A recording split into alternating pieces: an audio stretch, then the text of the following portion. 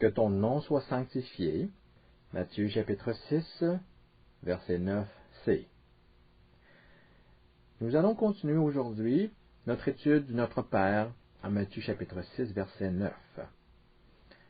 Dans la dernière partie de ce verset, nous lisons que Jésus nous demande de prier de la manière suivante. Que ton nom soit sanctifié. Dans le texte original, le mot sanctifié est la traduction du mot grec hagiazo, et qui signifie rendre quelque chose saint, ou encore séparer quelque chose d'un environnement profane. Que ton nom soit sanctifié pourrait se dire autrement de la façon suivante. Que ton nom soit rendu saint, séparé du monde profane. À travers ces mots, nous demandons à Dieu de faire en sorte que son nom soit rendu saint. Voilà qui est plutôt étrange. Ne trouvez-vous pas? La sainteté constitue un attribut moral de Dieu tellement important que certains n'hésiteraient pas à le placer au premier rang de tous les attributs divins. Partout dans la Bible, on nous parle d'un Dieu qui est saint. Qu'on pense seulement à la phrase « Vous serez saints, car je suis saint », phrase que l'on retrouve tant dans l'Ancien Testament que dans le Nouveau Testament. Les Écritures mettent tellement d'emphase sur la sainteté de Dieu que l'Éternel se fait appeler le Saint. Or, si la sainteté de Dieu se retrouve au premier plan de la nature divine, quelle est la pertinence de prier que le nom de Dieu soit sanctifié? Il n'y a pas lieu de dépenser trop d'énergie à proclamer l'évidence même. Béni êtes-vous si vous reconnaissez la sainteté de Dieu. L'Esprit de Dieu vous a révélé cette vérité à un moment donné dans votre vie. Mais le monde qui vit dans les ténèbres est loin de le reconnaître.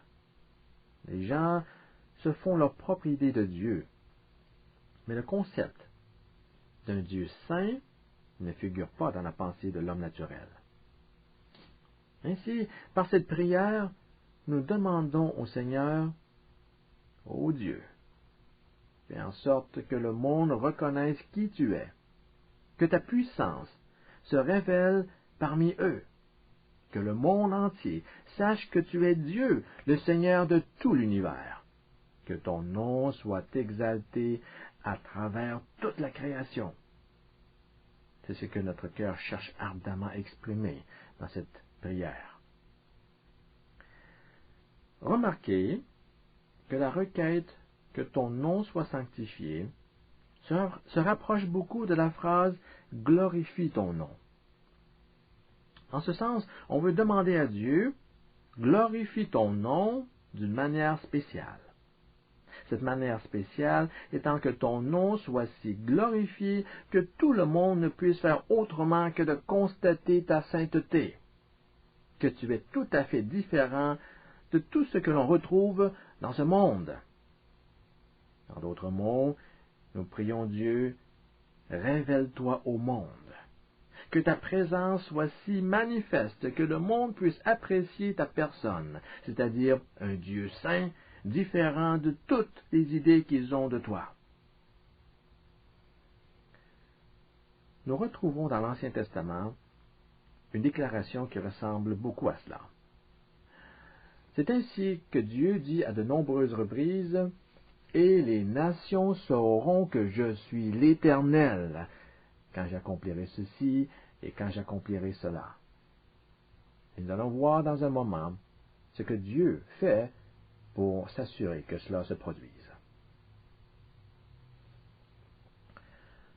Je crois que tout ce que nous avons dit jusqu'à présent concernant cette prière ne comporte pas de difficulté de compréhension ni d'interprétation. Mais j'aimerais poursuivre notre discussion du sens de ces mots « que ton nom soit sanctifié », car l'enseignement de Jésus à cet effet ne s'arrête pas là. Allons plus loin dans son enseignement, en nous posant maintenant cette question. Nous avons vu que cette prière constitue ni plus ni moins une requête auprès de Dieu pour qu'il glorifie son nom en révélant sa sainteté, en démontrant que le caractère de sa personne ne trouve pas d'équivalence dans ce monde. Alors la question se pose, comment une telle intervention peut-elle se réaliser? De quelle façon Dieu va-t-il faire son entrée dans ce monde en exposant cette vérité sur sa personne? Comment cette prière peut-elle se concrétiser exactement? Cette question nous amène à parler de notre rôle dans tout cela. Car si Dieu est pour répondre à cette prière, il va le faire en nous. Dieu va révéler la sainteté de sa personne au travers de son peuple. Ce point représente un élément central de notre étude. Retenez que la sainteté de Dieu se fera connaître par l'intermédiaire de vous et moi. Il n'y a pas d'autre façon. C'est ce que la parole de Dieu nous enseigne.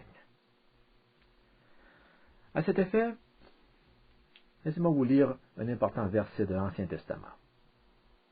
Il se retrouve dans le livre du prophète Ézéchiel, au chapitre 36.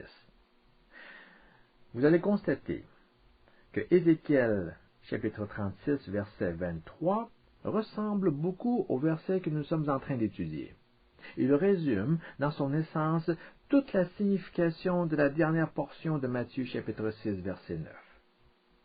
Donc, en Ézéchiel 36, verset 23, Dieu dit au peuple d'Israël les mots suivants. « Je sanctifierai mon grand nom, qui a été profané parmi les nations, que vous avez profané au milieu d'elles. Et les nations sauront que je suis l'Éternel, dit le Seigneur.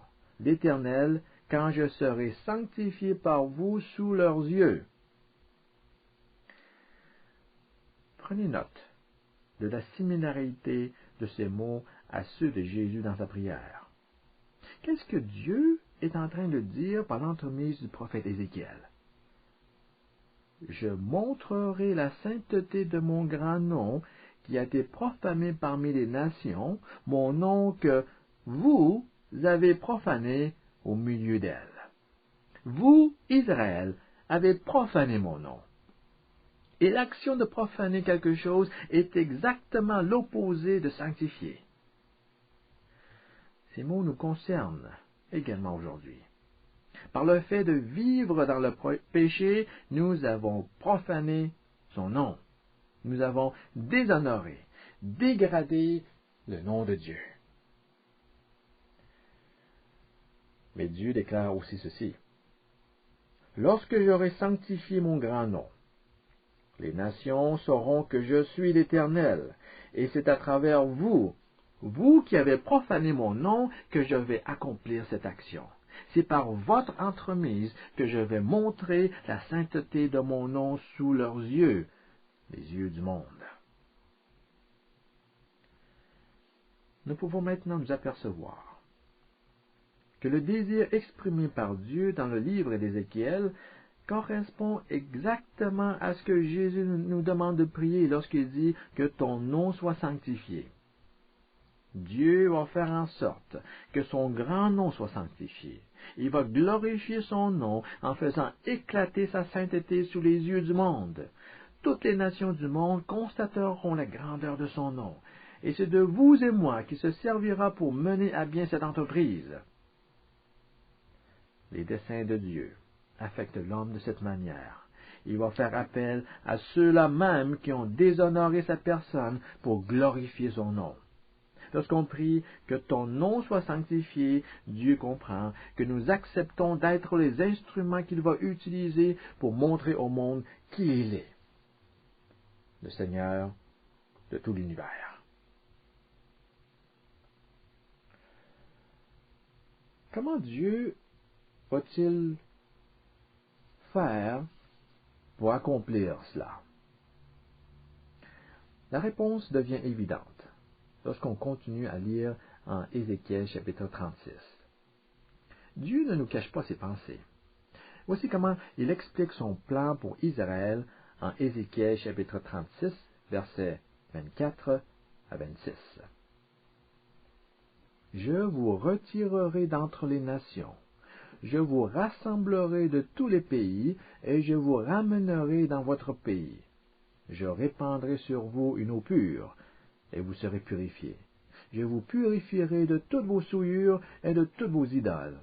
Je vous donnerai un cœur nouveau, et je mettrai en vous un esprit nouveau. J'ôterai de votre corps le cœur de pierre, et je vous donnerai un cœur de chair. Par ces mots, Dieu dit qu'il va retirer Israël d'entre les nations et le ramener dans un territoire qui lui appartiendra. Ceci constitue la première étape, retirer Israël du milieu des peuples où il se trouvait. Puis, dans une seconde étape, Dieu va changer le peuple d'Israël en lui donnant un cœur nouveau et un esprit nouveau. La puissance de Dieu va exercer son influence sur les Israélites pour former des hommes et des femmes au cœur transformé. Aujourd'hui, Dieu fait la même chose avec nous. Dieu nous appelle à être différents, à nous séparer du monde. C'est l'étape initiale pour nous rendre saints. En 2 Corinthiens, chapitre 6, verset 17, Paul utilise un verset de l'Ancien Testament pour nous dire « Sortez du milieu d'eux », c'est-à-dire des païens, « et séparez-vous, dit le Seigneur, ne touchez pas à ce qui est impur. » L'idée de se séparer, de se mettre à part des souillures du monde, reflète une des caractéristiques essentielles de la sanctification. Dieu nous exhorte à sortir du milieu impur des païens, non pas physiquement, mais par notre comportement, dans la manière dont nous nous conduisons dans notre vie quotidienne. Et lorsque nous répondons à l'appel de Dieu en démontrant notre désir de rechercher la sainteté, Dieu accomplit son œuvre de sanctification en nous donnant un esprit nouveau et un cœur nouveau. C'est ainsi que Paul dit encore en 2 Corinthiens, chapitre 3, verset 3, « Vous êtes manifestement une lettre de Christ, écrite par notre ministère, non pas d'encre, mais avec l'Esprit du Dieu vivant, non sur des tablettes de pierre, mais sur des tables de chair, sur les cœurs. » Un esprit nouveau, un cœur nouveau. Nous voyons donc que Dieu va donner suite à cette prière en changeant la nature du cœur de l'homme. Ceci nous amène à un point de prime importance lorsqu'on discute du sujet de la prière. Lorsque nous prions « Ô Dieu, que ton nom soit glorifié de manière telle que le monde puisse voir ta sainteté », c'est comme dire à notre Père céleste que ton nom soit sanctifié en nous. En d'autres mots, nous sommes en train de demander à Dieu, Seigneur, change-moi, transforme-moi, pour que je puisse refléter ta sainteté. Ce serait faire preuve d'hypocrisie que de demander à Dieu de glorifier son nom sans vouloir également dire transforme complètement mon cœur, afin que par ce cœur nouveau et cet esprit nouveau, ton nom puisse être glorifié. Maintenant, écoutez ceci. De grâce, j'aimerais vous demander de ne plus jamais réciter le Notre Père, si vous n'avez aucune intention de permettre à Dieu de changer votre cœur et de vous séparer du monde. Cette prière n'a pas été enseignée pour vous. Cette prière ne peut provenir que de la bouche de ceux qui ont déjà exprimé un abandon définitif de leur vie à Dieu. Il s'agit de ceux qui ont décidé de suivre Jésus en portant leur croix et en renonçant à eux-mêmes. Ces gens-là se sont engagés à se mettre à part pour Dieu et lui demande de se servir d'eux pour sa gloire en disant « Seigneur, que ton nom soit sanctifié à travers le monde entier en utilisant ma personne. » Souvenez-vous de ce principe de base de la prière. Peu importe ce que nous prions, s'il y a quelque chose que nous puissions faire par rapport à cette prière, Dieu va nous demander de faire notre part.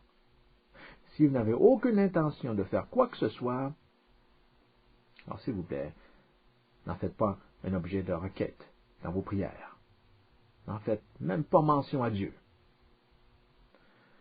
Ce principe se fait clairement ressentir dans le Notre Père, presque de manière explicite dans la requête « Pardonne-nous nos offenses, comme nous pardonnons aussi à ceux qui nous ont offensés. » Si vous ne pardonnez pas à autrui, ne demandez pas à Dieu de vous pardonner. Vous n'avez aucun droit de faire une telle demande auprès de Dieu. Nous avons donc cette prière, que ton nom soit sanctifié. Cette requête implique que Dieu nous appelle à être saints. Notre progression dans la sainteté dépend de la puissance que Dieu accorde aux croyants. Mais on doit comprendre que cette croissance spirituelle ne se réalise pas automatiquement. Nous avons notre part de responsabilité dans le processus. Dans le Lévitique, Dieu demande au peuple d'Israël à 5 reprises d'être saint, car lui, l'Éternel, est saint. Il commande au peuple d'Israël d'être saint, de se séparer de tout ce qui est impur. Un commandement énonce des obligations et ne peut être donné que dans la mesure où la responsabilité personnelle est impliquée. Dieu, l'Éternel, est saint. Nous avons notre part de responsabilité à assumer dans ce désir de Dieu de révéler au monde la sainteté de son nom. Ne prenez jamais cette mission à la légère, car un manquement à cette responsabilité peut entraîner de graves conséquences spirituelles, comme cela a été le cas pour Moïse. Laissez-moi vous parler de l'expérience de Moïse, pour illustrer tout cela. Dieu a mis à part cet homme, Moïse, pour accomplir une partie des plans qu'il avait préparés pour la nation d'Israël. Moïse a fait sortir Israël de l'Égypte dont il était esclave. Il les conduisit au travers du désert jusqu'à la terre promise. Mais Dieu n'a pas permis à Moïse de marcher sur le sol de la terre promise. En connaissez-vous la raison? À un moment donné, dans sa vie, Moïse n'a pas sanctifié le nom de Dieu. L'accusation portée contre Moïse est exactement l'opposé de ce qu'on retrouve dans le Notre Père. Moïse a vécu une expérience, une malheureuse expérience, dans laquelle le Seigneur lui reprocha de n'avoir pas sanctifié le nom de Dieu. Cette erreur lui coûta le privilège et la bénédiction de pouvoir pénétrer dans la terre promise en tant que chef du peuple de Dieu à cette époque. Laissez-moi vous lire le livre des Nombres, chapitre 20, verset 12. Alors l'Éternel dit à Moïse et à Aaron, « Parce que vous n'avez pas cru en moi pour me sanctifier aux yeux des enfants d'Israël, vous ne ferez point entrer cette assemblée dans le peuple que je lui donne. » Vous n'avez pas fait honneur à la sainteté de mon nom devant les yeux du peuple d'Israël. C'est pourquoi je ne vous permettrai pas d'entrer dans la terre promise. L'Éternel fait le même reproche à Moïse dans le Deutéronome, avec la même emphase sur la nécessité de sanctifier le nom de Dieu. Deutéronome chapitre 32, verset 51. Tu mourras sur la montagne, et tu n'entreras pas dans le pays que je donne aux Israélites, parce que vous, en parlant de Moïse et d'Aaron, vous avez péché contre moi au milieu des enfants d'Israël, près des eaux de Mériba, à Kadès, dans le désert de Tsin, et que vous ne m'avez point sanctifié au milieu des enfants d'Israël. Vous n'avez pas révéré ma sainteté. Vous avez manqué de respect à l'égard de mon nom. Vous ne m'avez pas sanctifié au milieu du peuple d'Israël. C'est pourquoi je ne vous permettrai pas d'entrer dans la terre promise. Réfléchissez à la situation. Ce grand homme de Dieu, Moïse, s'est vu privé du privilège de faire entrer la nation d'Israël dans le pays qu'il leur avait promis, après toutes les difficultés qu'il a dû rencontrer à conduire les Israélites dans le désert pendant toutes ces années. Qu'est-ce qui s'est passé? Quelle erreur Moïse a-t-il commise? Il est primordial pour nous d'examiner cette question très soigneusement, car dans le contexte de notre Père, cet incident servira d'illustration pour expliquer ce que signifie le fait de ne pas sanctifier le nom de Dieu. Alors que s'est-il passé avec Moïse près des eaux de Mériba? Retournons dans le livre des Nombres, au chapitre 20. Et voici le contexte de cette histoire. Nombres chapitre 20, versets 2 et 3. Il n'y avait pas d'eau pour la communauté, et l'on s'assembla contre Moïse et Aaron. Le peuple contesta avec Moïse. Ils dirent: que n'avons-nous expiré, quand nos frères expirèrent devant l'Éternel? Il manquait d'eau, et les gens avaient soif, au point que la tension commençait à monter. Et Moïse reçut alors le poids de leur plainte. Versets 6 à 8. Moïse et Aaron s'éloignèrent de l'assemblée pour aller à l'entrée de la tente de la rencontre. Ils tombèrent face contre terre, et la gloire de l'Éternel leur apparut. L'Éternel parla à Moïse et dit: prends le bâton et assemble la communauté, toi et ton frère Aaron. Vous parlerez sous leurs yeux au rocher, et il donnera ses eaux. Tu feras sortir pour eux de l'eau du rocher, et tu abreuveras la communauté et le bétail. Moïse reçut l'ordre de Dieu d'apporter de l'eau à cette communauté qui se plaignait d'avoir soif. Dieu lui commanda de parler au rocher pour en faire sortir de l'eau. Voyons maintenant comment la réaction de Moïse s'est établie face à cette instruction divine. Moïse prit le bâton qui était devant l'Éternel, comme l'Éternel le lui avait ordonné. Moïse et Aaron convoquèrent l'assemblée en face du rocher. Et Moïse leur dit: écoutez donc, rebelles, est-ce de ce rocher que nous vous ferons sortir de l'eau? Puis Moïse leva la main et frappa 2 fois le rocher avec son bâton. Il sortit de l'eau en abondance. La communauté but, et le bétail aussi.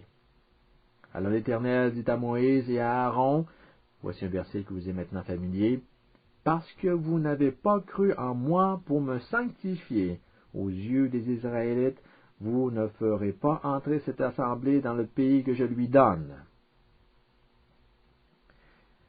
Laissez-moi répéter les paroles que Moïse a dites dans sa frustration à l'égard de l'assemblée. Écoutez donc, rebelles, est-ce de ce rocher que nous vous ferons sortir de l'eau? Est-ce que nous ferons sortir de l'eau? Qui est ce nous? Moïse et Aaron? Seul Dieu peut faire sortir de l'eau de ce rocher, pas Moïse, ni qui que ce soit d'autre. Moïse devait parler au rocher. Il ne l'a pas fait. Mais il a certainement parlé à l'assemblée pour exprimer sa fureur. Il éclata de rage en traitant les Israélites d'être une bande de rebelles. Il frappa le rocher à 2 reprises, autre signe de sa colère. La faute de Moïse réside dans le fait qu'il se soit emporté et qu'il manifesta son exaspération de façon irréfléchie. C'est d'ailleurs ce qu'en conclut le psalmiste. J'aimerais vous lire le psaume 106, versets 32 et 33, un passage qui fait directement référence à ce malheureux incident qui s'est déroulé près des eaux de Mériba. Psaume 106, versets 32 et 33. Ils ont irrité Dieu près des eaux de Mériba et causé le malheur de Moïse en étant indocile à son esprit, et Moïse parla sans réfléchir. Voyez-vous, Dieu voulait accomplir une œuvre prodigieuse sous les yeux du peuple d'Israël, une œuvre qui aura l'effet de sanctifier l'Éternel devant toute la nation hébraïque. Quelle œuvre? Le peuple avait soif. Leur bouche était déshydratée. Moïse devait se tenir devant cette multitude de gens, près du rocher que Dieu avait désigné. Il devait parler au rocher et dire, « Au nom de Dieu, je demande à ce que de l'eau sorte de ce rocher. » Et en prononçant cet ordre, l'eau devait jaillir du rocher. Et c'est ainsi que la gloire de Dieu se serait révélée aux yeux de l'assemblée. Le nom de l'Éternel aurait été sanctifié parmi le peuple d'Israël. Mais Moïse n'a rien fait de tout cela. Il ne s'est pas adressé au rocher. Sa colère envers le peuple a fait en sorte qu'il n'a pas sanctifié le nom de Dieu. On a surtout ressenti l'intensité de sa frustration lorsqu'il frappa le rocher par 2 fois. Il est vrai que suite à cette action, l'eau jaillit abondamment du rocher. Mais la façon dont Moïse a suivi les ordres de Moïse n'a nullement contribué à accomplir le but premier que Dieu avait de glorifier son nom. Le peuple n'a rien vu d'autre que l'expression d'irritation dans le comportement de Moïse. Tout le message que Dieu voulait transmettre s'est perdu à cause de la colère de Moïse, de sorte que le nom de Dieu n'a pas été sanctifié. Il y a une leçon à tirer de cette histoire. Aux yeux des hommes, Dieu n'a commis aucun crime. En ce sens, sa colère pouvait se justifier, puisque le peuple avait provoqué l'indignation de Dieu par leur plainte. Mais aux yeux de Dieu, Moïse avait tort. En laissant exploser sa colère, Moïse n'a pas sanctifié le nom de l'Éternel devant les yeux du peuple. En tant que porte-parole de Dieu, il a failli à la tâche. Il a manqué à sa responsabilité de faire voir la gloire de Dieu au peuple d'Israël. Que cela nous serve de leçon. En tant que disciples de Jésus, nous partageons aussi cette même responsabilité et cette même fonction dans le monde. Lorsque les gens nous regardent, Dieu aimerait les entendre dire « Ces chrétiens, ils sont vraiment différents. Ils se distinguent de la foule par leur conduite. Si le christianisme conduit des hommes et des femmes à développer de telles qualités morales, moi aussi, j'aimerais devenir chrétien. »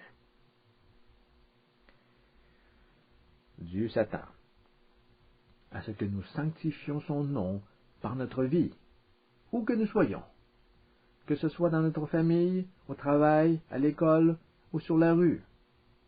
Tout chrétien est appelé à remplir une telle mission.